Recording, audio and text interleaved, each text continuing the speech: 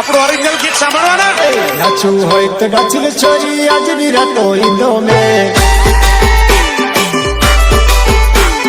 નાચવું હોય તો નાચી લે છોરી આજની રાતો ઈંદો મે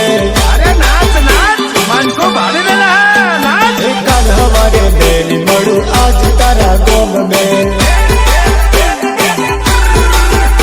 અરે કાલ હવારે બેની મળું આજ તારા ગોમ મે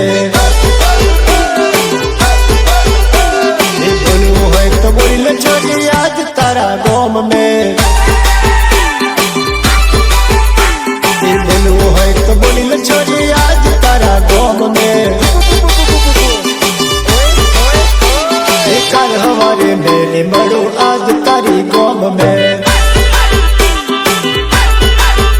छोरी कल हमारे मेले मड़ू आज तारा गोम